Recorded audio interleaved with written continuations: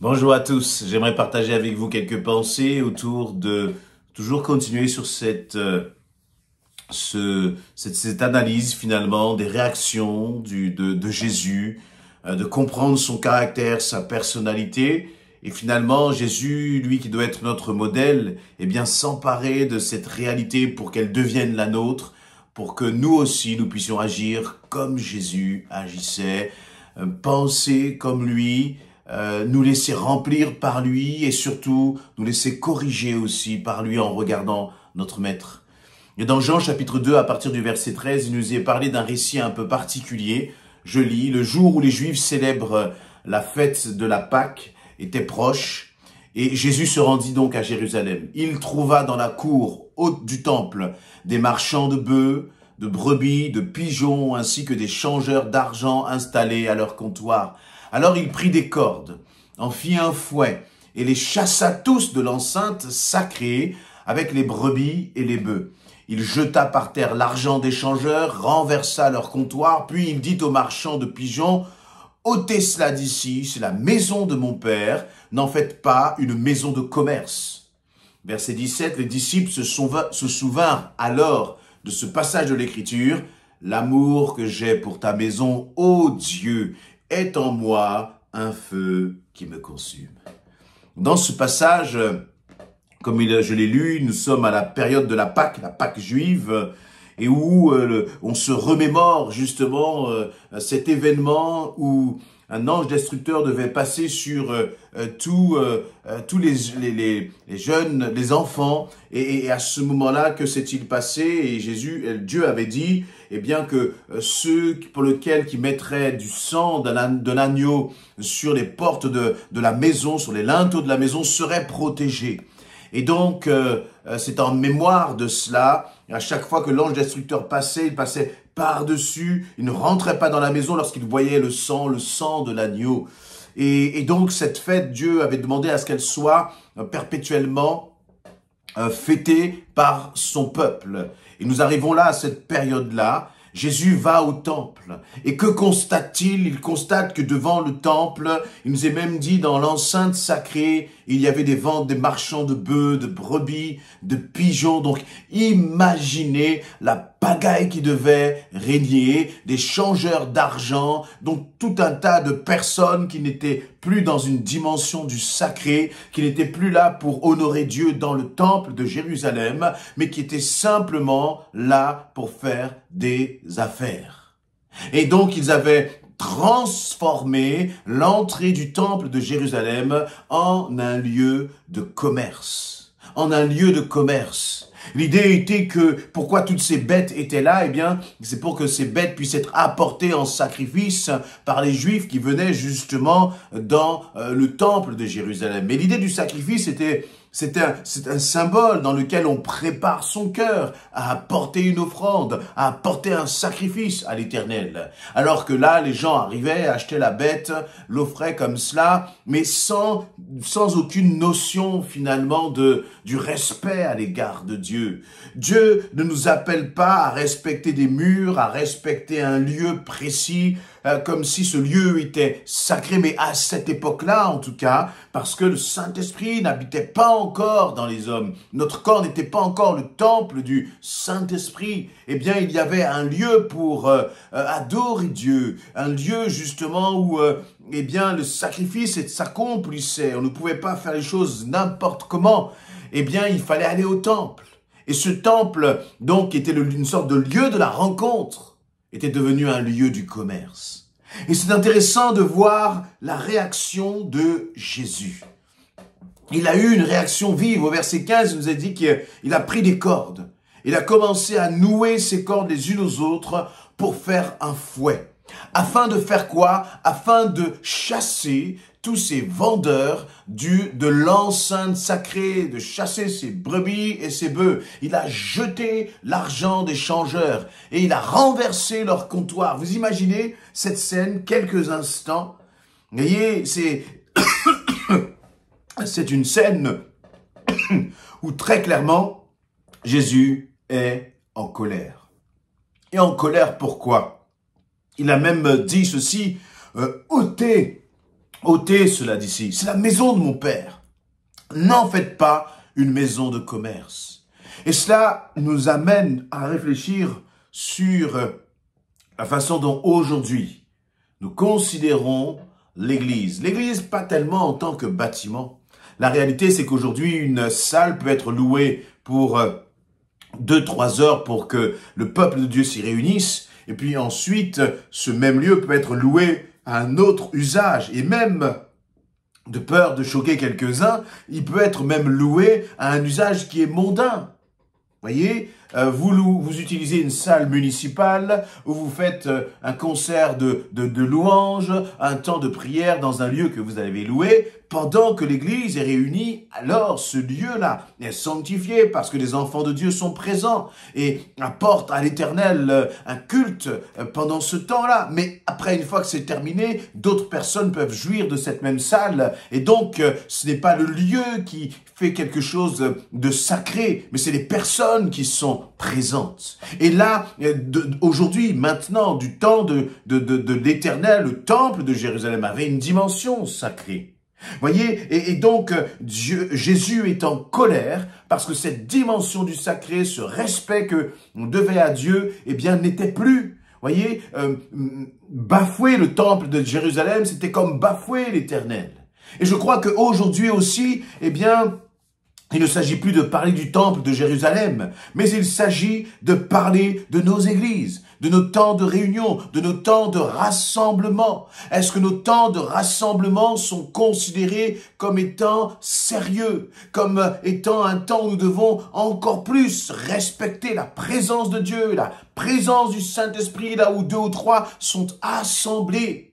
Ou est-ce que c'est devenu un lieu de commerce sans même parler de tous ceux qui, justement, utilisent l'Église, non pas pour glorifier Dieu, mais pour remplir leurs poches, utilisent l'Église pour gagner de l'argent, pour escroquer, pour exploiter et pour dominer sur les autres. Nous sommes parfois un peu dans le compromis, mais l'on voit que Jésus a une réaction qui est radicale, parce qu'il dit « ôtez cela d'ici, c'est la maison de mon Père ». Que veut dire Jésus à travers cette expression « c'est la maison de mon Père » ? Eh bien, Jésus était choqué de ce que l'on pouvait, d'une certaine façon, être irrespectueux à l'égard de Dieu.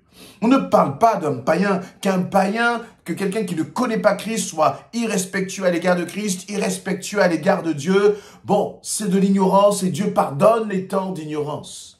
Mais que des personnes, donc à l'époque c'était le peuple juif, aujourd'hui ce sont nous les chrétiens, des personnes qui ont donné leur vie à Christ et qui ne sont pas respectueux à l'égard de Dieu, qui ne sont pas respectueux à l'égard de sa présence. Cela met en colère le Saint-Esprit. Voyez, et une colère telle que tout peut être renversé afin que les choses soient mises en ordre. Et les disciples, lorsqu'ils vont voir la réaction de Jésus, voyez, ils vont penser, ils vont se souvenir de ce passage de l'Ancien Testament. L'amour que j'ai pour ta maison, ô Dieu, est en moi un feu qui me consume. Et j'aime ce verset, j'aime cette phrase, j'aime cette attitude de cœur qui a animé la réaction de Jésus. C'est-à-dire l'amour que j'ai pour ta maison, l'amour que j'ai pour ton église. Je paraphrase, la maison de l'Éternel, c'est l'église. L'amour que j'ai pour ton Église, et je pourrais même dire notre cœur, puisque notre corps est le temple du Saint-Esprit. Seigneur, l'amour que j'ai pour ton temple, eh bien, mets en moi un feu qui consume, c'est-à-dire un feu qui est ardent, un feu qui est prêt à consumer tout ce qui vient abîmer, tout ce qui vient être en irrespect à l'égard de la maison de l'Éternel. Trop souvent, nous sommes en compromis à l'égard du péché. Trop souvent, nous sommes en compromis par rapport à des comportements qui ne glorifient pas Dieu dans l'Église. Et nous confondons finalement l'amour et le compromis, l'amour et le laisser-aller. Nous confondons l'amour et la négligence. Non, l'amour a ses exigences. L'amour implique le respect. L'amour implique l'honneur que l'on doit rendre à notre Dieu, dans notre attitude, dans notre façon de considérer finalement ce qui est sacré. L'amour, voyez, a ses exigences à l'égard, eh bien, par exemple, lorsque des frères et sœurs se rassemblent, on ne peut pas se comporter n'importe comment. Pourquoi? Parce que c'est la maison de mon Père. C'est la maison de mon Père. Je ne prendrai pas comme exemple certaines religions, mais on sent que dans certaines religions, il y a encore cette notion du sacré. Il y a encore cette notion du respect. Même si c'est religieux, même si c'est de la tradition, mais on sent toujours cette notion du respect. Et nous, dans nos églises, parfois, il y a on a tellement prêché la grâce, que cette grâce, elle s'est transformée en laisser-aller et en irrespect.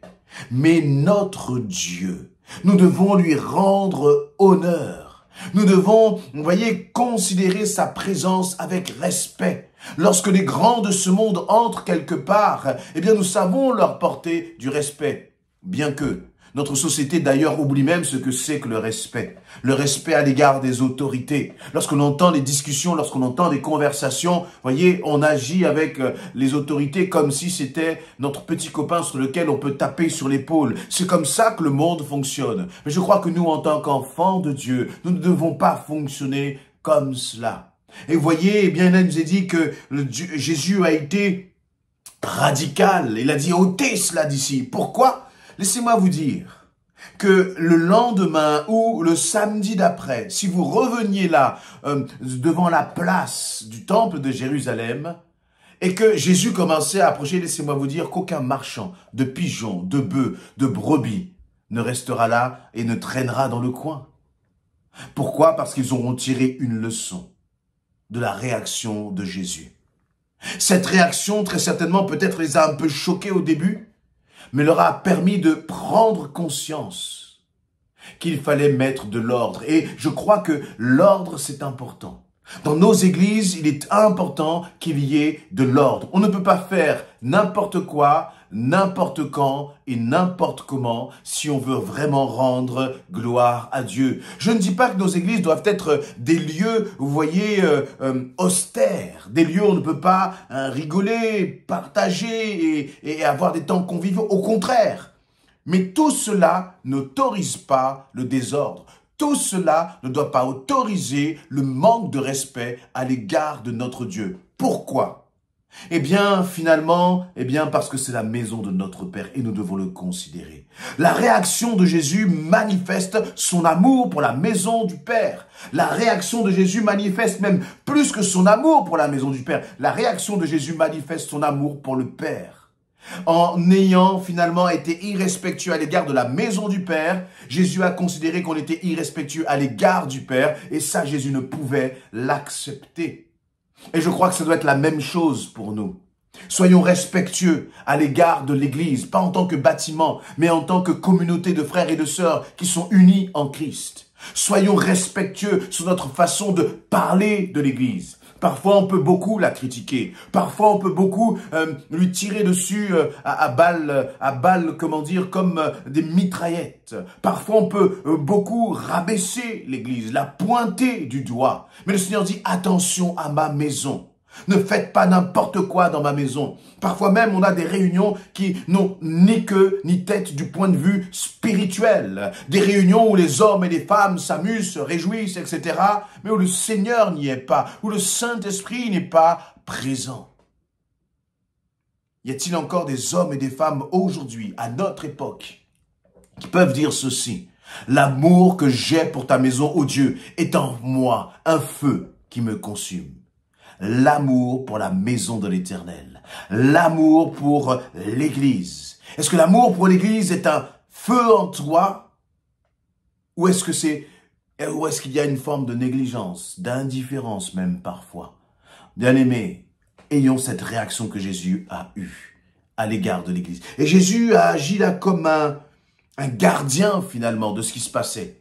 Et je crois que nous aussi nous devons agir comme des gardiens et ne pas laisser se faire n'importe quoi, ne pas accepter n'importe quoi dans nos églises, mais au contraire dire, Seigneur, j'aime ton Église. J'aime ton épouse. Et pour ton épouse, il y a ce feu en moi qui me consume. C'est-à-dire ce feu en moi qui consume tout ce qui n'est pas ta gloire et qui me met en colère lorsque je vois quelque chose qui ne te glorifie pas, Seigneur. Amen.